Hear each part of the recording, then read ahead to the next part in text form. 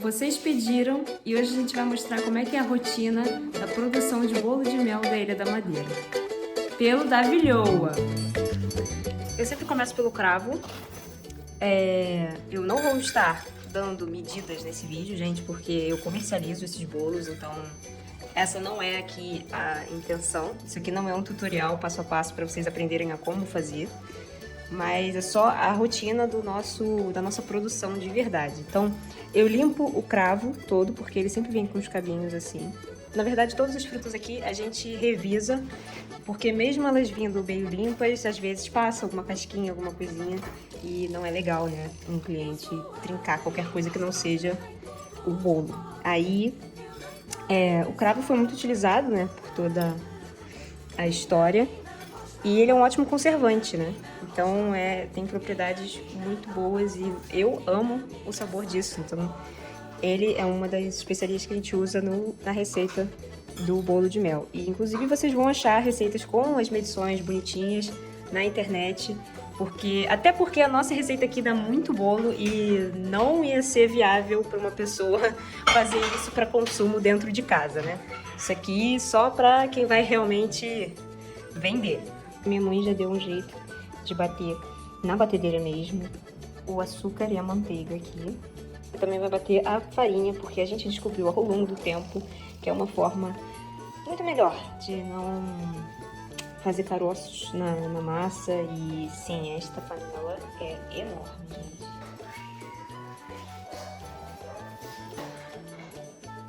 Eu só tô carregando agora porque tá leve, só tem isso. Mas no final da receita, esta panela vai ter 20 quilos de ingrediente. Nós vamos colocar para bater na hora, porque o gosto é 1000 vezes melhor e muito mais fresco. Limpas e selecionadas, e eu fiz besteira, né? Eu sei que tem gente que coloca amêndoas também dentro da receita do bolo, mas o nosso só leva nozes e passas. Isso aqui é só a decoração dos nossos bolinhos, vocês vão ver. Um dos comentários que eu mais recebo aqui no Brasil é: se o bolo de mel se chama bolo de mel, ele leva mel? Então, não, ele não leva mel. Ele leva, na verdade, melado. E para responder e explicar esse fato, eu preciso dar uma aula de história para vocês e de linguística.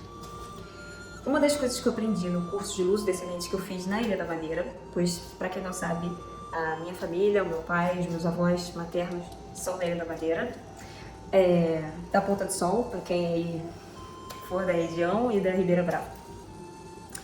Então, uma das coisas que eu aprendi foi que o português do Brasil, ele é mais arcaico, ele é mais antigo, ele não sofreu tantas alterações como o português de Portugal sofreu ao longo do tempo. Isso é normal, é uma questão de evolução e tal. Aqui no Brasil meio que ficou mais baseado no que era lá na Idade Média, mas ao mesmo tempo ele teve contato com os países hispânicos.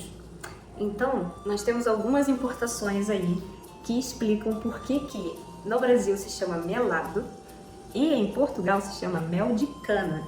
E é essa a diferenciação.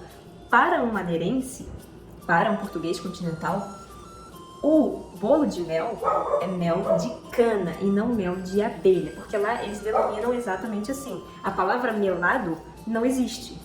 A palavra melado deriva de melaço. Eu tenho aqui um papel sobre isso, eu vou pegar mais tarde pra vocês, eu vou inserir aqui, mesmo que eu já tenha feito todo o bolo, etc.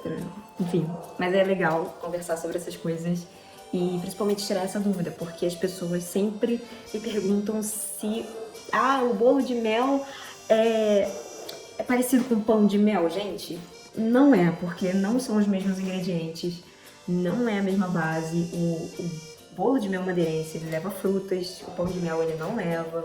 Normalmente ele vai com doce de leite, vai com chocolate por cima, etc. E assim, não tem chocolate nessa receita tradicional aqui, gente. Não tem. Eu fui procurar e achei as folhas sobre o estudo comparativo da atual terminologia açucareira do Atlântico, né? Então vamos lá no finalzinho a gente tem o mel de cana na Madeira e, curiosamente, olhem que nas Canárias, no Brasil, na Venezuela e na Colômbia se fala melado, exatamente igual. Então assim, a gente tem realmente várias importações E isso é muito interessante de pontuar. E na conclusão, ele diz lá no final, ó, a mobilidade favoreceu a transmissão e conservação das coisas e das palavras além fronteiras, formando uma continuidade de comunidade atlântica, sendo os arquipélagos da Madeira e das Canárias a ponte entre os 3 continentes, Europa, África e América. E é muito interessante você ver que, basicamente, as palavras saíram dessas 2 ilhas, que foi onde os europeus tentaram a cultura açucareira primeiro, né, porque elas foram descobertas antes das Américas, e depois foi levado o mesmo tipo de plantio, mesma situação de capitanias, etc., para as Américas. Então, foi de lá que eles tiraram os trabalhadores, já que eles já tinham experiência. Então, tá tudo ligado, gente. É muito legal ver tudo isso. Aproveita para me contar se a sua terra ancestral tem também uma receita típica que você e seus familiares fazem até hoje, tá? Deixa nos comentários. E coincidência ou não, minha mãe decidiu fazer hoje pro almoço milho. Muita gente no Brasil vai conhecer esse prato como polenta ou angu. Aqui vai uma pergunta para quem souber responder, porque me ocorreu a dúvida agora. No continente se faz esse prato? E a gente já começa aí a amassar bastante, para a massa ficar bem homogênea. Olha o avental da minha mãe. A parte é essa, incorporar a farinha sem que fique cheio de caroço. Então, se lembra dos efeitos de conservação que eu falei das especiarias? Aqui a gente tem o cravo, que foi moído junto com a noz moscada, e a canela. Isso aqui não é uma propaganda, tá? Mas lá no Engenho da Calheta, na Madeira, tem um bolo que eles fazem em janeiro, vamos supor, janeiro de 2020, e eles só vão comer em janeiro de 2021, para você ver como é que dura a validade desse bolo. E agora vamos à prova final desta massa linda, maravilhosa.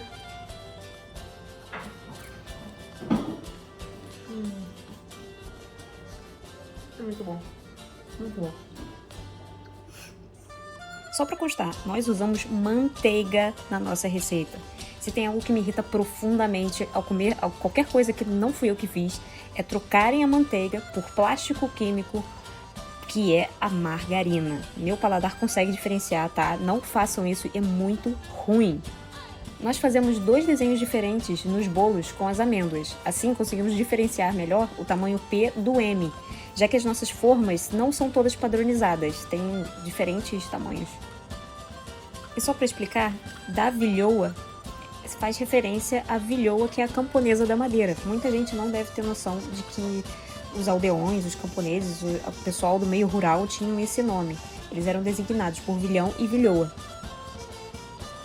Usou e ralou na receita do bolo, você pode reaproveitar, ó, e já fazer uma limonada ou uma poncha.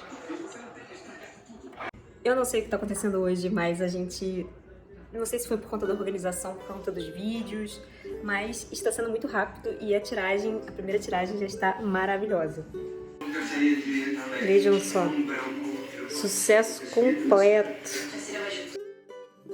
Na época da minha mãe era tudo muito caseiro, não tinha uma padronização no tamanho dos bolos, nem no peso dos bolos, que era muito preocupante, porque às vezes uma pessoa recebia um bolo muito maior do que o outro, e isso era ruim tanto para mim, né, para nós, quanto para o cliente. Então, a partir do momento que eu entrei nessa jogada e que eu já trabalho com marketing há algum tempo, eu fiz o logotipo, fiz uma identidade para o da Vilhoa, e assim surgiu o que a gente faz hoje em dia, muito melhor, né? Essa é a função dos filhos, né? Conseguir melhorar, aperfeiçoar aquilo que os nossos pais tiveram a ideia de começar.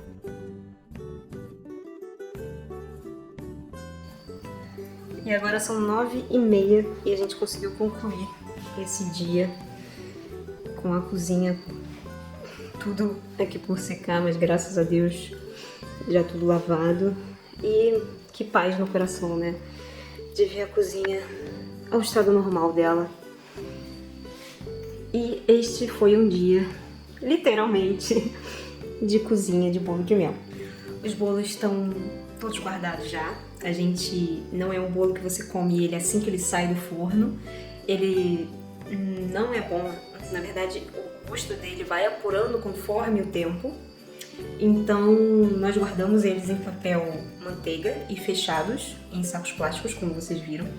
E depois de algumas semanas a gente abre de novo e, né, eles costumam ser vendidos algumas semanas depois. Então, aí sim o gosto vai estar super intenso e muito melhor, gente. É incrível a diferença dele, comido quente e comido frio depois de algumas semanas. E é por isso que ele tem essa fama de durar 365 dias.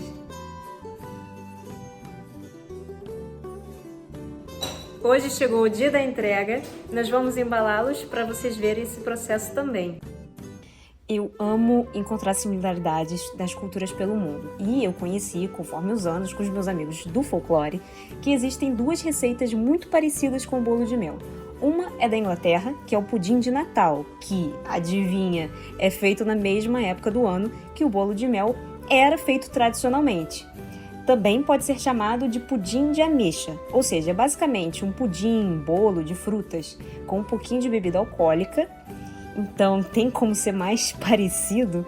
Eu até já provei e assim, eu pude atestar, é realmente muito parecido, só que eu prefiro o meu bolinho, né?